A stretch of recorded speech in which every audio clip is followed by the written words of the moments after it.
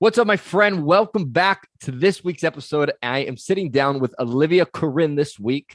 And a few of the things that we dive into in this episode is how you can begin to make a change in your career before things get too bad, before they get too messy, how you can start to approach that before it's too late to do something in your life. That's one of the things we talk about. Another thing we talk about is why your health, your relationships, and every other area of your life may be dramatically impacted because you stay in a job that you don't like. And we also talk about how you can take the next step with less risk. All right. So we dive into many different things in this short but sweet episode.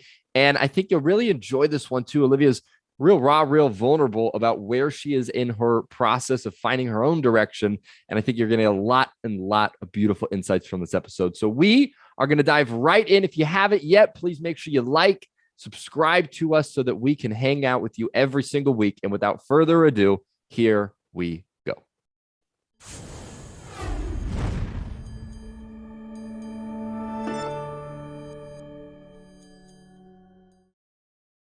Olivia Corin, welcome to the show. Hi, thanks so much for having me.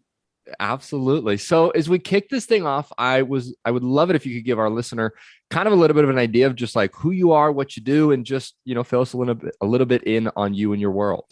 Yeah. Well, when you asked me to be on the show, I'm like, wow, I'm the most normal human. I don't even know what I have to offer to this space. But well, my name is Olivia, and I started creating content about 9 years ago when the influencing thing was kind of starting on Instagram. Yeah. And I was like, I want to be it wasn't an influencer though, it was just like taking photos. Right. And so I looked at my boyfriend and I said, hey, do you want to go do photos? Like, you have a camera?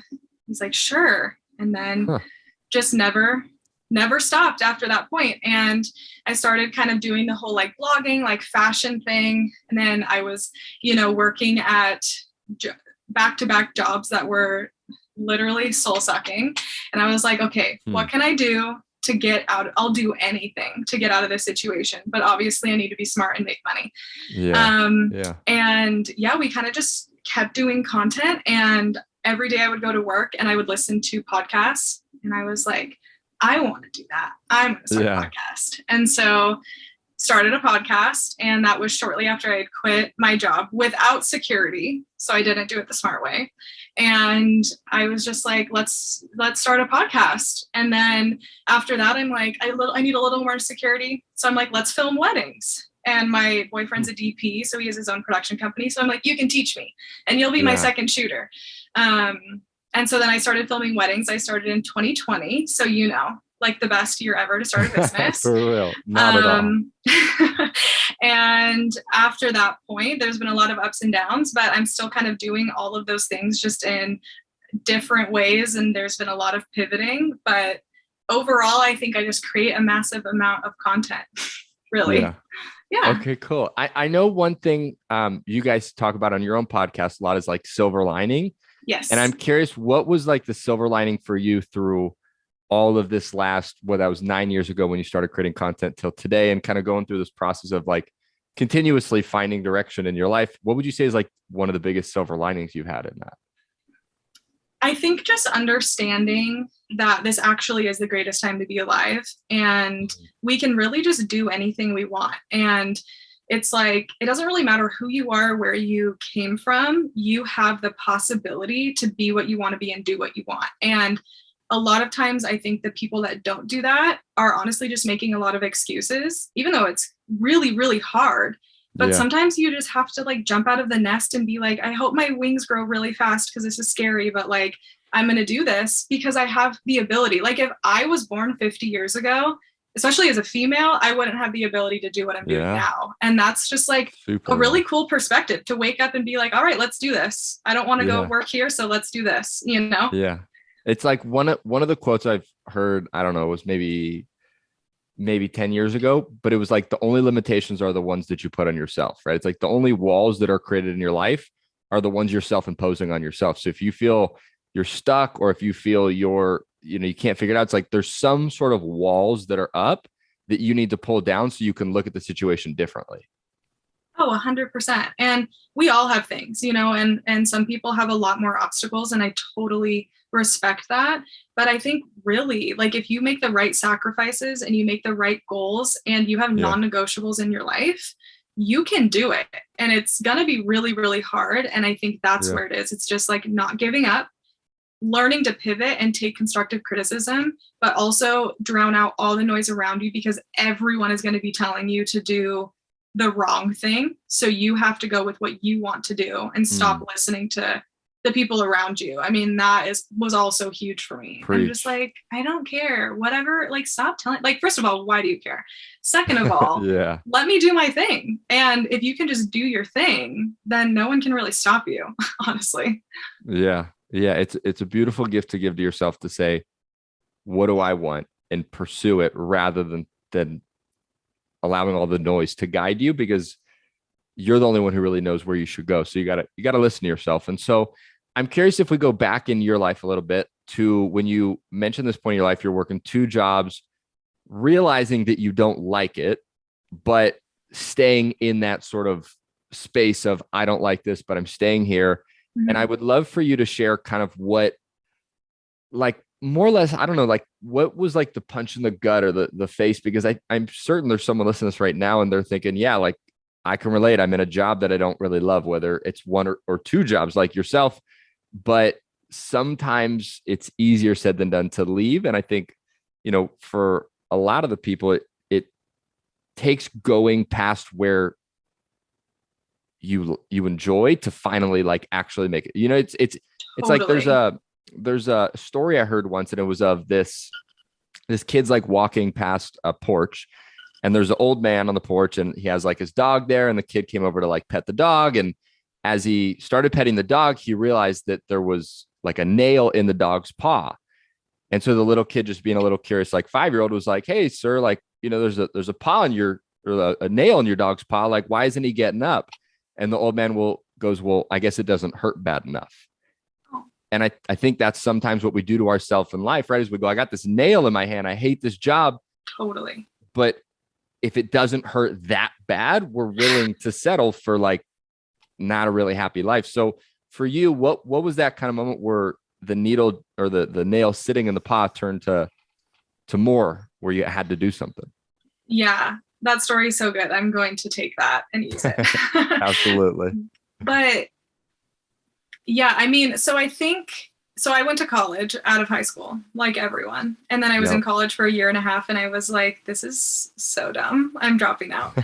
And not that everyone should do that. I mean, I think we can do almost everything without college now, except for, like, if you're a doctor, like, please Yeah. Don't indulge in don't education. YouTube brain surgery. Yeah. Yeah, probably. I mean, you probably could do it, to be honest, but let's not go Yeah. there. Yeah. And when I came home, it was kind of just like survival. It was like, okay, I'll go be a server. Like, servers make money, let's do this. And I want to Mm. be clear, I think everyone should work in some sort of hospitality or food and it's like serving industry. Like, I learned so much about myself. I learned how far I can push myself. I also learned how to just interact with other humans. Yeah, And it's I also huge. learned what I don't want. And I was like, I don't want a boss. I can't do it. And, a lot of times I'm like, my ideas are so much better than yours. Oh, but this isn't my business. And I have I have no business telling you what to do with yours. Yeah, But yeah, I yeah. would do that a lot, and I would work myself up all the way up to a leadership position. And then I would want to, make it my own. And I Right. think at a certain point, they were like, you can't do that. And I'm like, Yeah. whatever, your loss. But I think for a long time, yeah, I pushed myself to this extreme point where towards the last month of me working at this coffee shop, I was so physically sick. I had a fever of like 105, and I was going into work because I was scared to not go in, and I was scared I was going to get in trouble, and I Mm. just wanted to put in my best effort. And in hindsight, I think I was a total monster when I look back, because I was just so drained at what I was doing. Yeah. And I had an interaction with, somebody in charge, and I was like, I think I had kind of like an outer body experience where I was like, this isn't my life. You can't talk to me like that. This is coffee. This is so dumb. What am I doing? I'm leaving. And again, it was I wouldn't recommend this to everyone, but I really did leave without any security because I was like, I'm literally dying doing this. I can't do it anymore. I know I have a lot of creativity, and so I'm going to get out and I'm going to try to be creative and make my own money. So I would say the nail in my paw was honestly just being walked all over and then going, really, what's important in life? Is this important? Because if I got told tomorrow I was going to die, would I be happy that I'm working in this environment? No, I would be so upset. I only had 24 more hours, you know? For real. You got to pay your dues 100%, and you have to learn how to have responsibility.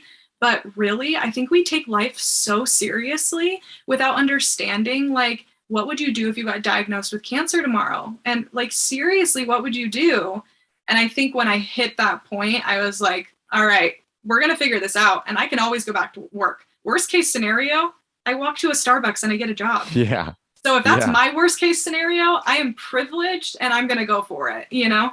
Yeah. And it's such a, like, I hope everybody heard that, where I think sometimes in our head, we can say, well, if I leave, everything's going to fall apart. If I don't make it, but the reality is you could probably go to another company and get hired for the skills you have, right? Like, totally. You're not going to all of a sudden die and, lose your life. And I think another really interesting thing you pointed out is this sort of like reality that begins to happen when you do something that you don't really enjoy. With every continued day that you do it, and week, and especially if it's months and years, it slowly like has this dribble effect into other areas of your life, right? Where it's like, one day you're like, oh, I just like don't like my job. And then you go and you like hang out with friends, or you work out, or you do whatever. And then like after a month of it, you're like, I don't like my job. And then you get home and you're like, I don't really want to like exercise. And you know what? I'm actually not going to really eat healthy. And then after a few months of it, it's like, I'm not even going to go see my friends and you just have like no energy to do anything in your life. And then you're just like this blob of a human that's not who you are at your essence. But because you don't like this job and you're doing something you don't love, it's turned you into this like other not pleasant version of who you are. Oh, totally. I remember when I saw one of my employees, it was like a few months after, and I heard through somebody else that he went like, that's Olivia. She seems so different and like happy. And to me, I feel like I'm always as pleasant as can be. But when I look back, when I look back, I'm like, I was so unhappy because I knew I was wasting away. And of course I had to like make amends with a lot of people, but I think it was such a good learning curve to be like, stop doing that to yourself. Like, stop living for your cruise once a year and for the boats and the toys that you want, because guess what? You can get those later if you really want them, but you do not need those. And like, making sacrifices will create good stress and not bad stress. And that was huge for me. Like, I'm stressed now, but it's like good stress and it's privileged stress. But when I was in that space, I was like, there's no point to existence. Like, I don't even know what I'm doing. So I'm sure there's a lot of people that are listening that can agree. And you just got to make a plan and you just got to do it. Just go for it. Yeah. Yeah. Just jump. Right. Just jump. And the worst thing that happens is you fall on the ground and you realize, oh, it's actually only like 6 inches to the ground, not like 6,000 feet. Right. And you go, oh, let me just get up from the 6-inch fall and go, do what I was doing before. So it's interesting how sometimes we trap ourselves in our minds and think the consequences are going to be so much worse than they actually are. And so, so as we go to your life, you eventually have this realization, like, this is ridiculous. You're telling me how to run my life. If I, got noticed to die in 24 hours, this is not what I want to do with my life. And so what brought you to the realization of, like, I want to be creative. I want to do stuff to use like the creative things that I have within me. Like, what kind of gave you your next direction and your next step once you realized, okay, I'm not doing this anymore. I'm going to do how did you figure that piece out? Yeah, I think it was kind of the same series of like, get up and walk and stumble, get up and walk and stumble. And it was kind of that same thing over and over, like that Lego you kept stepping on of like, oh, I didn't learn this last time. And that big get up and walk was quitting my job. And then the next one was, I thought I was going to be so happy. Like, when I got home, I thought I was going to be like the happiest version of Olivia there ever was. And I was literally like, what have I done? Because I was like, what's next? What do I do tomorrow? And Yeah. I think at that point it was kind of like, all right, it's go time. What can I do? And I just thought of every skill I had. And a lot of it, I'm so grateful for my boyfriend, because he was able to not only teach me, but I could help him in work. And I think people discredit that so much. Like, it's not you that gets there. You have so many people that help you along the way, and you would not be there without certain people in your life. And I had a lot of support. But I also had to have a lot of self-awareness and be like, all right, do I need to start driving for DoorDash? Like, do I need to start doing these things? What do I need to do? Because I'm not going to depend on someone. And that was for me really big. So I was able to help him. And, I have a knack for starting businesses that don't make money right away, like podcasting. And I was so passionate about it. And that was a lot of hurdles, and then I was like, okay, I need to start a job that has consistent income. And that was filming weddings. And Arturo kept telling me that over and over. He's like, you can do it. And I'm like, I don't even have equipment. Like, I don't really know what to do. And then I just kind of booked a couple weddings and pretended like I knew what I was doing. And I'm like, it's like, here's a really good deal. I'll figure it out. You can help me.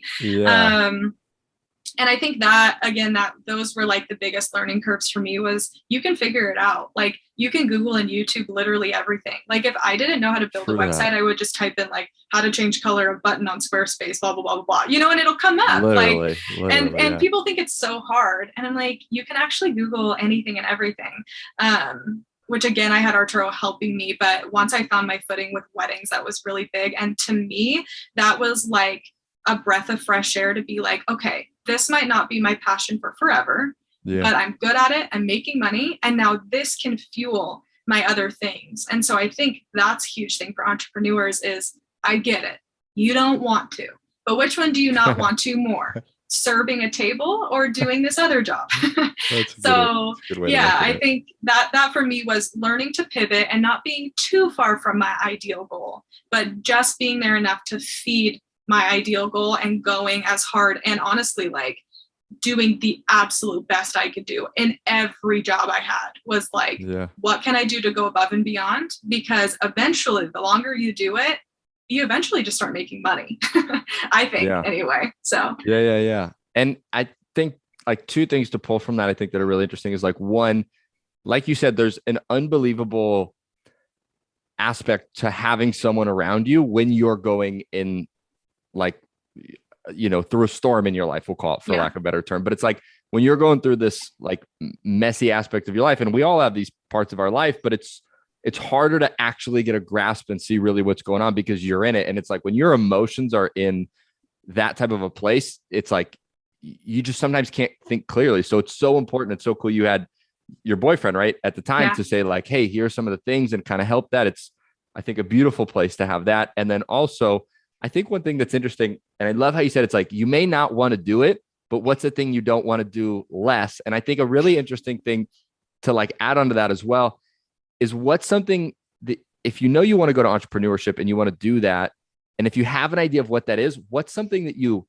don't like? You don't want to work for somebody, but where's somewhere you could go where you can grab a skill or some sort of an ability or a talent, like you can pick something up that's going to help you with your entrepreneurship endeavor. And then you may still not want to go do it, but now you have some income coming in, you're learning a skill, and then you can take those things and you can apply it to eventually what's hopefully going to become your full-time thing. Yeah. And I mean, the more skills, the better. And like, when I look back at stuff I learned, like I learned how to podcast, which again, in turn helped me to learn how to do audio for wedding videos, and that helped me. And then I learned how to film weddings. So then I learned how to use the equipment to be able to start filming our podcast. And then, I learned how to build websites way back when. So now I'll take on random freelance jobs if I need to. And I think people underestimate that. Like, why wouldn't you take that job? Like, no, ideally, I don't want to go to Arturo's shoot and do this for him. But why wouldn't I do that? Because I have the skill. And obviously, ideally down the line, you're not going to want to do that just for the sake of scheduling. But I think especially in your 20s and stuff, it's about making those sacrifices to do the things that you want to do, not getting the things that you really want, not going on vacations, not doing all those things, sitting back and going, I'm going to take all these little jobs and use all my skills so that I can continue to do what I love to do. And then you just know a ton of stuff too. And that's really powerful. You're like, I Yeah. know how to do everything, you know? Yeah. It's so interesting too. Like, just looking at the idea of short-term sacrifice where it's like, all right, for a few years, I'm going to like, not go to the bougie restaurant and post it on Instagram because I look cool. I'm not going to, buy the car that I don't need to. I'm not going to like, spend money carelessly. Yeah. And when you make those short-term sacrifices, even as picking up skills, right? You go, I'm going to work for this company, learn a few skills, that company. It's always been so fascinating to me how, let's say you're in, 20s, early 30s. It's like you have so much life left, and it's like if you started, let's say, pursuing your life, well, just for easy numbers at 20, let's say, it's like by the time you get to 30, that's 1 decade of your professional life of probably at least 4 or 5 or 6 decades of like your professional life that you have. And it's like, there's so much more time, I think, than we realize that we have. It's like, there's a saying, it says, we oftentimes overestimate what we can do in a year and underestimate what we can do in a decade. And it's so, interesting to look at, okay, well, if I just really like committed to something for 10 years, like, and sacrificed a little bit, how much you can actually get done. Yeah, totally. Yeah. I think, a lot of times I'll listen to podcasts and it'll be like the entrepreneur who's now at the top of their game and they're making millions. And I'm like, easy for you to say, buddy, like you have everything you want. But, for reference, it's like I still live at home. I'm 29 and I chose to live at home with my mom because she's my roommate. And I'm not ashamed of that because why do I need to live alone? What is that for again? For like the societal view of it. So it's because it's like weird that I'm not. Or I still drive a really crappy car because I paid it off. And if I use that payment monthly to go towards my business, I can get a nice car when I'm in my 30s and that's okay. And I think it's remembering like, it's not going to be, like you said, bougie at the beginning, and it's going to be kind of like embarrassing and weird for a while, but you have to just choose. And I have found people really want toys over a lifetime of happiness. And I just don't think that's the move because it's just going to be like this very fleeting happiness in those moments. And then you're going to realize you have all these payments monthly, and then you actually don't have an opportunity to quit your job. And if you set yourself up to make sacrifices, then you can quit your job or pivot or get a different job or whatever it is. Yeah. Would you say you're happier now than if you had your own place, but still worked, let's say, some of those other jobs that you didn't really like? 100%. I always tell people, why do you want a nice car if you're the only place you're going to drive is your job you hate? Why do you want a house if you're never going to be in your house because you're working at a job you hate? It doesn't make sense to me. So why wouldn't I just work hard now in my 20s to eventually hopefully get a house I actually like and want that I'm working from? And then I can have the car I want because I was able to pay it off and be smart with my money. And I don't know. I think, people really need to think about how much time they're actually spending at their job and if they're the best version of themselves, Yeah. No, I mean, it's a large chunk of your life that you spend working. If you're doing something you hate, I think it's a good moment for anyone listening that's in that space to realize, okay, there's a nail in my paw, and asking yourself, like, what is it going to take for you to say, I'm not willing to settle for this anymore. I'm not willing to do this anymore. And, maybe you don't need to wait for that necessarily. Like maybe you can do something today to make it so, you jump before the nail goes through your paw. Right.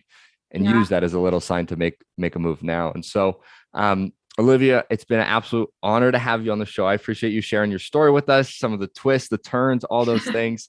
And I'm curious, if anybody wants to see more of what you're up to, what you're doing. I know you have a podcast yourself. So where is the best place for people to go find you and see everything that you're up to? Yeah, you can follow me at Olivia Corin. I'm actually in a season of rebranding, and I'm actually going to start posting next week. So everyone, this is good timing. And you can also listen to my podcast at the Salt and Pepper Podcast. And if you're getting married, I'm at Olivia Corin Films. So you can find really everything in all of my bios. But thank you so much. This was super fun. Absolutely. And one last question I actually have for you. Yes. And it's a question we ask all our guests because we believe in helping people find direction, but doing it through action. Yes. Is what would you say is one thing someone listening to this can do in the next 24 to 48 hours to start finding direction in their life? I would get a piece of paper and a pen or your notes if you're more virtual. And then I would put down what would you do if you could do it and make money. And then whatever that is, I would make pro and con of what it would take to get to that point. And if you look at the cons, and most of them are, I might make less money, or I might have to get a job, or whatever this is, look at those and then find the solution to them, because there's always a solution to the negative aspects of what you're doing. And if you're at a spot where it's really tight, write out a 6-month goal and say, in 6 months, I am going to do whatever this thing is. What do I need to do to get to that point? And I think if you start writing things down, you will see it's not as impossible. It's not as overwhelming. And there are resources everywhere. But at the end of the day, you're just going to have to jump and just stop caring and just do it. Love it. Awesome. Well, Olivia, again, thank you so much for being here. I massively appreciate you giving us your time and sharing your story today. So thank you so much for being here. Thank you.